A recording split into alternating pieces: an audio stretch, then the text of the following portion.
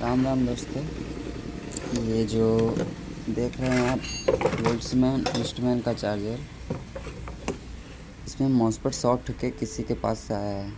ठीक है, तो यहाँ पर 48 डाला हुआ था, यहाँ पर हमने डाला है, इसका नंबर घिस कर डाला है। अब देखिए, ये जो 48 है ना, उससे बढ़िया ज़्यादा एम्पेयर का ये मॉसफेट है। मॉसफेट लगा दिया है और साथ ही साथ इसका आईसी भी ख़राब है। 45 ओम का रेजिस्टेंस अगर जला हुआ कटा हुआ रहे तो समझ जाइए कि आपका मॉसफेट 90% सॉरी आईसी 90% ख़राब होकर ही आया होगा। तो हम इसको रिप्लेस करेंगे। जब तक आईसी स्विच नहीं करेगा मॉसफेट ऑन नहीं होगा, मॉसफेट ऑन नहीं होगा आपका डिस्प्ले ही नहीं आएगा। तो हम पहले आईसी बदलेंगे, उसके बाद यहाँ का जो है उसको देखेंगे ये रेजिस्टेंस, उसके बाद इसमें लाइन देकर चेक करेंगे हमारा इसे ओके होता है या नहीं। तो फ्रेंड्स, आईसी लगाने के बाद भी इसका डिस्प्ले ऑन नहीं हो रहा था।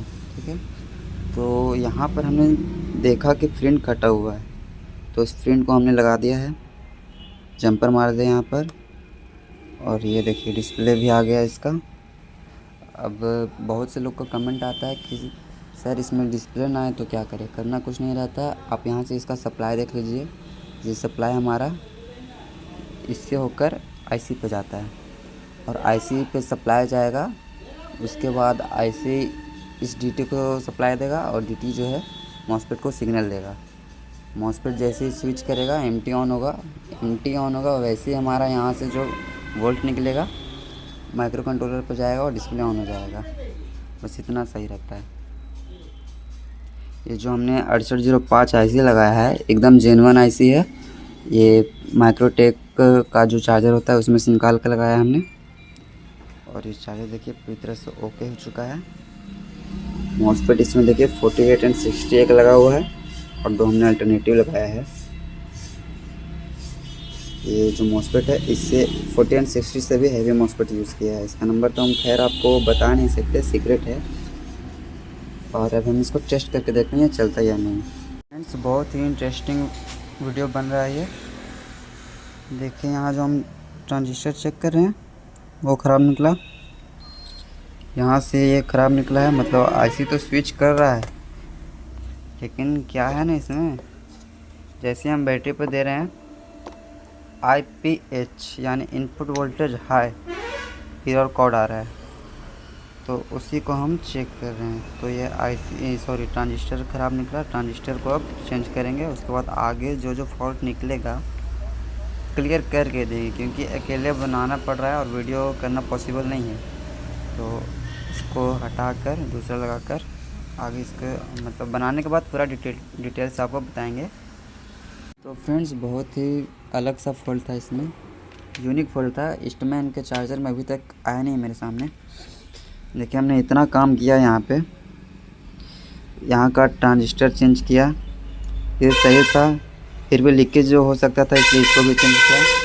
और उसके बाद देखिए यहाँ पर 2 ओम्स करके यहाँ पे रेजिस्टेंस मारा हुआ है 2, यानी 1 ओम कर दिया गया है 1 वाट में। ठीक है, तो ये कटा हुआ था। और जब हम यहाँ बेस से लेकर यहाँ कलेक्टर पे चेक कर रहे हैं ना, तो यहाँ पर 58 ओम्स आ रहा था और यहाँ पर ठीक हमारा आ रहा है 700 प्लस। तो यही जो लाइन है वो यहाँ गया है और यहाँ गया है। तो सोचा कि इधर कुछ शॉर्टिंग होगा ट्रैक में, तो फिर इधर कुछ मिला नहीं। फिर दिमाग ख़राब होने लगा तो यहाँ से हीट सिंक निकाल दिया हमने। हीट सिंक निकाल दिया तो इस पे नज़र गया तो रेजिस्टेंस था कटा हुआ। अब हम यहाँ बेस से चेक कर रहे हैं कलेक्टर पे, तो हमारा प्रॉपर यहाँ पर जो ट्रांजिस्टर का जो वैल्यू होता है इस साइड और इस साइड 700 600 जो भी हो दोनों तरफ आ रहा है। तो इसमें जो एरर कोड आ रहा था वो आ रहा था IPH, इनपुट वोल्टेज हाई। तो इसको वजह से DC जैसे इसको सिर्फ हम AC देते थे तो इसका डिस्प्ले ठीक चलता था, जैसे ही DC देते थे ब्लिंक करने लगता था। तो हमने यहाँ इसको रेजिस्टेंस मारा है और यहाँ पर जो अलग सा नंबर डाला हुआ था 48, तो 48 को हमने निकाल दिया। और यहाँ भी हमने अलग नंबर डाला है। ये हाई एम्पेयर का मॉसफेट है तो हम इसको निकाल लेंगे क्योंकि ये 18 एम्पेयर में काम करेगा। तो हम यहाँ पे दूसरा मॉसफेट डालेंगे जो 16 एम्पेयर के लिए है। डालने के बाद चेक करके आपको आगे बताते हैं। फ्रेंड्स फाइनली हमारा ये चार्जर ओके हो गया। हमने जो जो काम किया इसमें आपको पता ही होगा। अब इसको हम टेस्ट करते हैं। सीरीज़ में देखिए इस तरह से ये हरकत करेगा। अब डीसी देंगे इसमें, देखिए अब इसमें इसी तरह